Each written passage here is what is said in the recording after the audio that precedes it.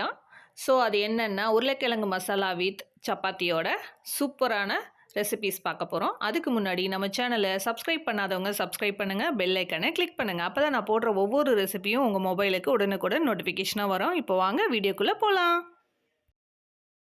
உருளைக்கிழங்கு மசாலா பண்ண போகிறோம். அதுக்கு 1/2 கிலோ உருளைக்கிழங்கு எடுத்துருக்கேன். நல்லா இது வந்து தண்ணியில் ஒரு 5 நிமிஷம் ஊற வச்சு நல்லா வாஷ் பண்ணி எடுத்துக்கலாம். ஏன் 5 நிமிஷம் ஊற வைக்கிறோம் அப்படின்னா, அதில் இருக்க டஸ்ட்டு, அந்த மண், செம்மண் மாதிரி இருக்கும். ஸோ அதெல்லாம் வந்து நல்லா ஈஸியாக வந்துடும். நம்ம உடனே வந்து போட்டு தேய்ச்சி கழுவுனோம்னா அந்த அளவுக்கு க்ளீனாக வராது. ஸோ மேபி நீங்கள் தோல் சீவி செஞ்சுக்கிறீங்க அப்படின்னா ப்ராப்ளம் இல்லை, உடனே கழுவி தோல் சீவிக்கலாம். இப்போ நான் இதை வந்து நல்லா வாஷ் பண்ணிவிட்டு தோல் சீவ போகிறதில்ல, அப்படியே வாஷ் பண்ணி எடுக்க போகிறேன். இப்போ நல்லா வந்து இந்த மாதிரி இப்படி வாஷ் பண்ணோம்னா இங்கே பாருங்கள், சூப்பராக நல்லா வெள்ளையாக வந்துடுச்சு. இந்த கிழங்குக்கும் வித்தியாசம் தெரியும் நல்லாவே. ஸோ இதை வாஷ் பண்ணி நம்ம குக்கரில் போட்டுக்கலாம். ஸோ இதில் வந்து முடிஞ்ச வரைக்கும் மண் வந்து இல்லாமல் வாஷ் பண்ணிக்கலாம். அப்போ தான் நல்லா வந்து க்ளீனாக இருக்கும். நம்ம செய்யும் போது மண் இருக்காது மசாலா ரெடி பண்ணும் போது. ஸோ நம்ம தோல் வந்து வேக வச்சு உரிச்சிக்க போகிறோம். ஸ்டார்டிங்லேயே நீங்கள் வந்து தோல் சீவி வாஷ் பண்ணி வேக வச்சுக்கிட்டாலும் சரி, முதல்ல இந்த மாதிரி வாஷ் பண்ணிவிட்டு வேக வச்சு தோல் சீவிக்கிட்டாலும் நல்லா தான் இருக்கும். தோல் உரித்து எடுத்துக்கலாம். ஸோ நான் வேக வச்சு உரித்தோம்னா ஈஸியாக வந்துடும், அதனால தான் நான் அப்படியே செய்கிறேன். ஸோ இந்த மாதிரி இருக்க டெட் ஸ்கின்லாம் வந்துடும், ஈஸியாக வந்து க்ளீன் பண்ணிடலாம். இப்போ குக்கரில் போட்டாச்சு, நல்லா வாஷ் பண்ணி இதில் உருளைக்கிழங்கெல்லாம் மூழ்கிற அளவுக்கு தண்ணி ஊற்றியாச்சு. இப்போ இதை மூடி அடுப்பில் வச்சுக்கலாம்.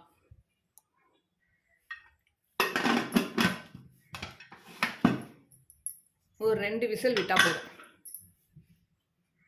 உருளைக்கிழங்கு வேகிறதுக்குள்ளே நம்ம வந்து மசாலாவுக்கு தேவையான வெங்காயம்லாம் கட் பண்ணி எடுத்துக்கலாம்.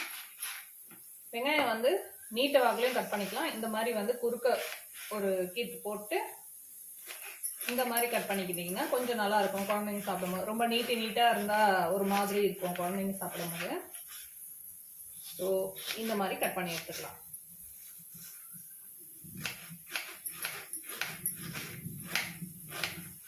இந்த உருளைக்கிழங்கு மசாலாவுக்கு பொதுவாக வந்து பச்சை பட்டாணி கூட யூஸ் பண்ணிப்பாங்க கூட. ஸோ நான் வந்து பச்சை பட்டாணி போடலை, ப்ளைனாக தான் செய்கிறேன்.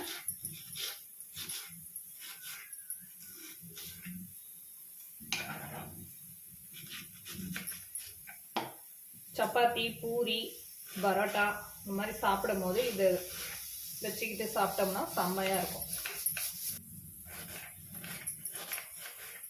நம்ம காரத்துக்கு வந்து பச்சை மிளகா தான் ஆட் பண்ண போகிறது. ஸோ எவ்வளோ உருளைக்கிழங்கோ அவ்வளோ உருளைக்கிழங்குக்கு ஏற்ற மாதிரி நீங்கள் ஆட் பண்ணிக்கோங்க. நான் 1/2 கிலோ உருளைக்கிழங்கு எடுத்திருக்கேன். அதுக்கு எத்தனை பச்சை மிளகா போடுறேன் அப்படின்றத பாருங்கள். ஸோ அதே மாதிரி பச்சை மிளகா சிலர் வந்து காரமாக இருக்கும், சிலர் வந்து காரம் கம்மியாக இருக்கும். அதுக்கேற்ற மாதிரி நம்ம ஆட் பண்ணிக்கலாம். இப்போ பச்சை மிளகாய் இல்லை அப்படின்னா நம்ம வந்து வெறும் மிளகாய்த்தூள் கூட ஆட் பண்ணிக்கலாம். இப்போது அந்த மசாலாவுக்கு பச்சை மிளகாய் இல்லைன்னா வெறும் மிளகாய்த்தூள் ஆட் பண்ணலான்னு சொல்லியிருக்கேன். இப்போ சப்போஸ் பச்சை மிளகாய் இல்லை அப்படின்னா வரமிளகாவை யூஸ் பண்ணிக்கலாம். இது டேஸ்ட்டு வந்து டிஃப்ரெண்ட்டாக இருக்கும், சூப்பராக இருக்கும்.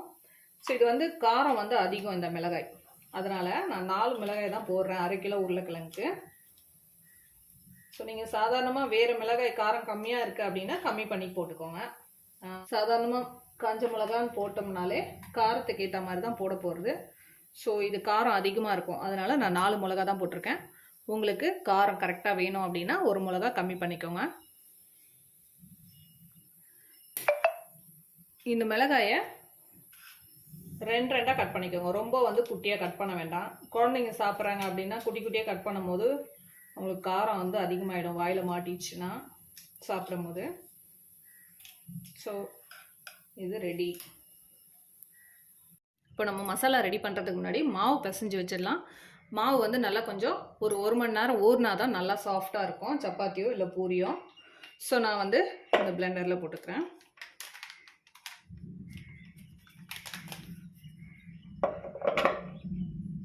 ஸோ நம்ம கையில் பிசைகிறதா இருந்தாலும் பிசைஞ்சிக்கலாம். ஸோ நான் இதில் போட்டுக்கிறேன்.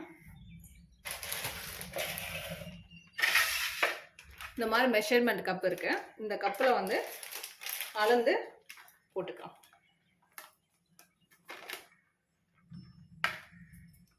இப்போ ஒரு கப்பு இருக்கு எடுத்துருக்கேன். அடுத்து நான் ஒரு 2 கப்பு போட போகிறேன்.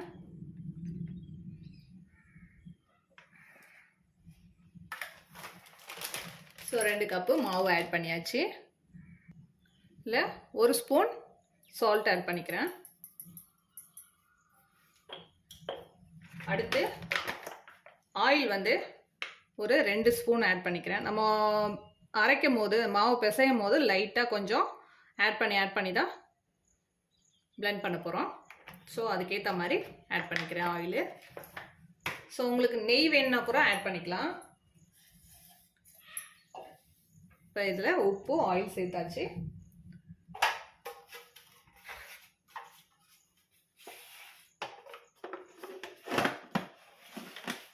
லாக் பண்ணியாச்சு. ஸோ இது ரெடி. இப்போ நம்ம வந்து மிக்சியில்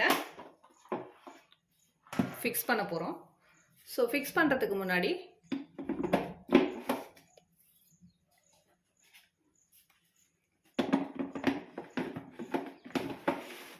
இந்த ஜாரை இதில் ஃபிக்ஸ் பண்ணியாச்சு. ஸோ ஒரு 5 பல் பூண்டை வந்து இந்த மாதிரி நசுக்கி வச்சுருக்கேன். கொஞ்சம் கருவேப்பிலை, 4 மிளகாய் வந்து இந்த மாதிரி 2 கட் பண்ணி வச்சுருக்கேன். 2 வெங்காயத்தை இந்த மாதிரி நீட்டு வாக்கில் கட் பண்ணியாச்சு. ஸோ இதை வந்து மசாலா ரெடி பண்ணிக்கலாம்.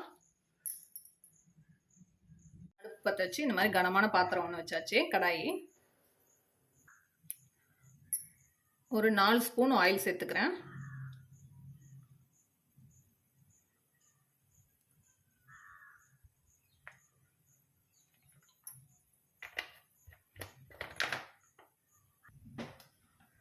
ஆயில் ஹீட் ஆன உடனே கடுகு உளுத்தம் பருப்பு ஒரு 1/2 ஸ்பூன் ஆட் பண்ணிக்கிறேன்.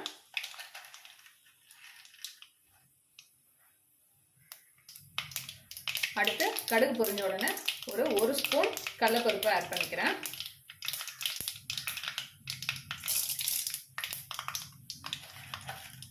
ஒரு ஸ்பூன் உளுத்தம் பருப்பு. கடலைப்பருப்பு உளுத்தம் பருப்பு உங்களுக்கு எக்ஸ்ட்ராவாக போடணும் அப்படின்னா ஆட் பண்ணிக்கோங்க. நிறைய போட்டாலும் நல்லா தான் இருக்கும். ஸோ நான் கொஞ்சமாக செய்யறதுனால 1 ஸ்பூன் தான் ஆட் பண்ணியிருக்கேன். அடுத்து நசுக்கி வச்சிருக்க பூண்டு ஆட் பண்ணிக்கிறேன்.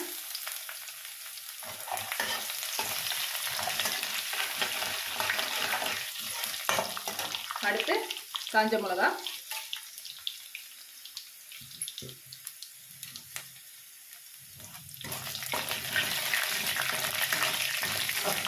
வெங்காயம் வதங்கும் போதே நல்லா வந்து ஈஸியாக வதங்கிடும் பூண்டு காஞ்ச மிளகா. அடுத்து கட் பண்ணி வச்சுட்டு வெங்காயத்தை ஆட் பண்ணிக்கிறேன்.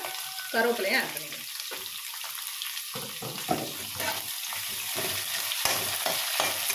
ரொம்ப ஈஸியான ரெமெடி தான் இது. நம்ம செய்யறதுக்கு ரொம்ப சிம்பிளாக இருக்கும். டக்குன்னு செஞ்சிடலாம்.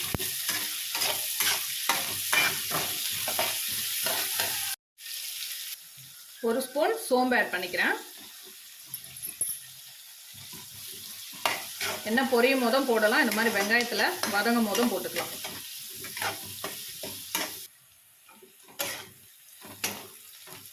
நல்லா வதங்கிடுச்சு. இந்த ஸ்டேஜில் 1 ஸ்பூன் உப்பு ஆட் பண்ணிக்கிறேன்.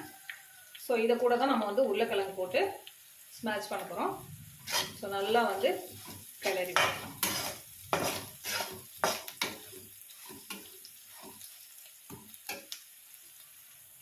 அடுத்து மஞ்சத்தூள் ஆட் பண்ணிக்கலாம். 1 ஸ்பூன் மஞ்சத்தூள் ஆட் பண்ணி நல்லா வந்து கிளறி விடுங்க.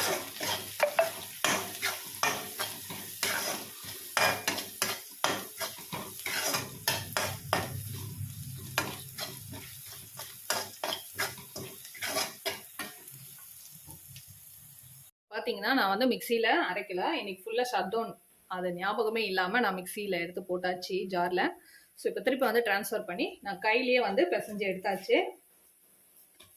ஸோ நல்லா கையில் ஒட்டாத மாதிரி இந்த மாதிரி பிசைஞ்சு வச்சுட்டு ஒரு 1 hour வந்து ஊற வச்சுக்கலாம்.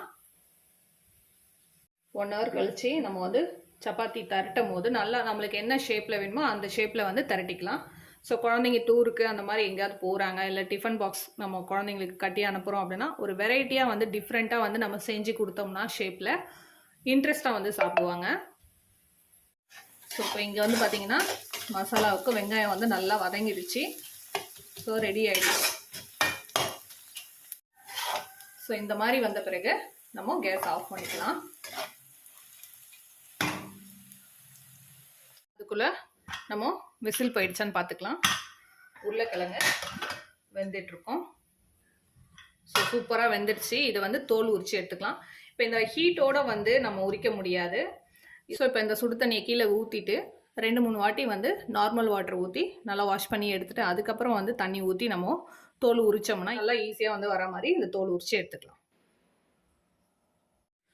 இப்போது சில் வாட்டர், அதாவது நார்மல் வாட்டர் வந்து ஊற்றி நல்லா வாஷ் பண்ணி எடுத்தாச்சு. இப்போ பாருங்கள் சூப்பராக வருது பாருங்கள். ஸோ இப்போ நம்ம மார்னிங்லாம் வந்து சீக்கிரமாக சமைக்கிறோம் அப்படின்னா ஈஸியாக வரும் நம்மளுக்கு இந்த மாதிரி செஞ்சோம்னா. அந்த ஹீட் இருக்கும் போதே உரித்தோம்னா அந்த தோல் வந்து இந்த நம்ம செதக்கூடையே ஒட்டிக்கிட்டு வரும் உருளைக்கிழங்கு கூடவே. நம்ம எவ்வளோ ஃபாஸ்ட்டாக உரித்தாலும் நம்மளுக்கு வந்து அந்த இது வராது.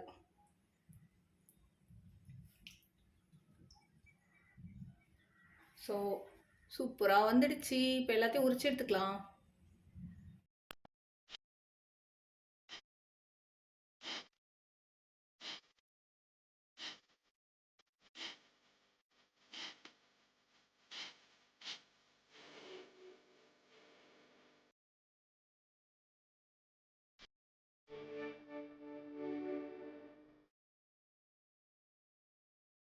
சூப்பராக உரிச்சாச்சு. உருளைக்கிழங்கு அழகாக வந்துடுச்சு. இப்போ வந்து நல்லா வந்து பொடியை கட் பண்ணி போட்டுக்கிட்டாலும் சரி, இல்லை நம்ம வந்து இந்த மாதிரி இப்படி ஸ்மாஷ் பண்ணி நல்லா வந்து நசுக்கி விட்டுட்டு அப்புறம் அந்த மசாலாவில் போட்டோம்னா சூப்பராக இருக்கும். நான் இப்படி தான் போட போகிறேன். ஸோ இது வந்து நம்ம கையில் பண்ணுறவங்க முடியாது அப்படின்னா, சூடாக இருக்குது அப்படின்னா நீங்கள் இதுக்குன்னு வந்து ஒரு மத்து மாதிரி வச்சுருக்காங்க கடையில், இப்போ விற்கிது. ஸோ அதை வாங்கி வந்து மசிச்சுக்கலாம்.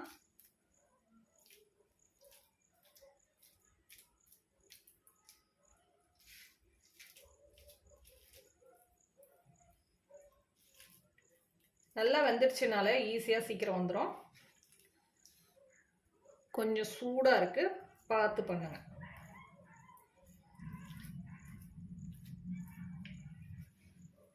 ஸோ நல்லா வந்து சூப்பராக மசிஞ்சிடுச்சு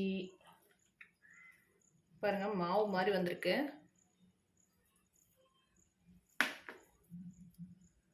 இப்போ இந்த வெங்காயம் வதங்கி வச்சிருக்கோம் இல்லைங்களா, வதக்கி இந்த மசாலாவில் இதை ஆட் பண்ணிக்கலாம்.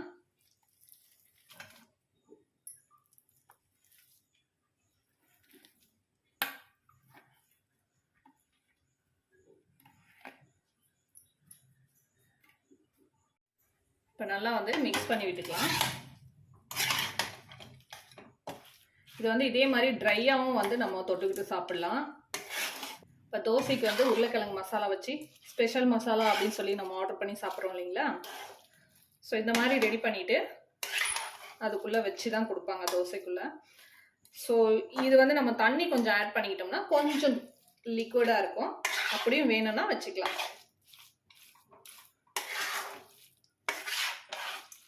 ஸோ ரொம்ப சிம்பிள் இது.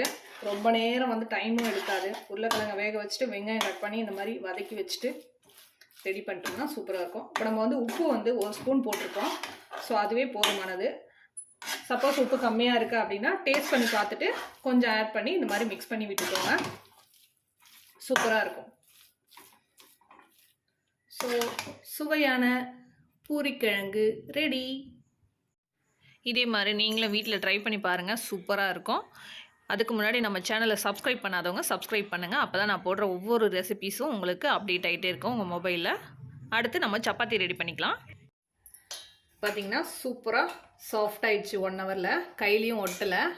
இப்போ வந்து திரட்டி எடுத்துக்கலாம்.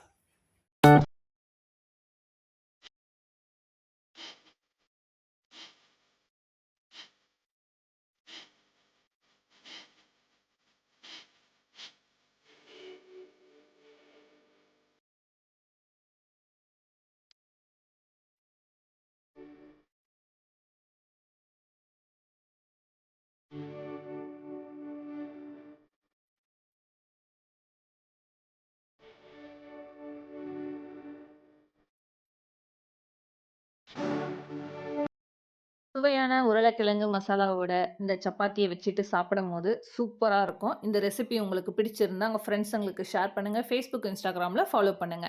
நீங்களும் வீட்ல ட்ரை பண்ணி பார்த்துட்டு எனக்கு கமெண்ட் பாக்ஸ்ல கமெண்ட் பண்ணுங்க. தேங்க் யூ ஃபார் வாட்சிங். என்னோட சேனலுக்கு சப்ஸ்கிரைப் பண்ணுங்க, லைக் பண்ணுங்க, மறக்காம பெல் ஐக்கனை கிளிக் பண்ணுங்க. கூடவே ஆல் என்ற ஐக்கனையும் கிளிக் பண்ணுங்க. அப்பதான் நான் போடுற ஒவ்வொரு வீடியோவும் உங்க மொபைலுக்கு உடனுக்குடன் நோட்டிஃபிகேஷனா வரும். ஏதேனும் டவுட்னா கமெண்ட் பண்ணுங்க. என்னோட சேனலுக்கு சப்போர்ட் பண்ணுங்க.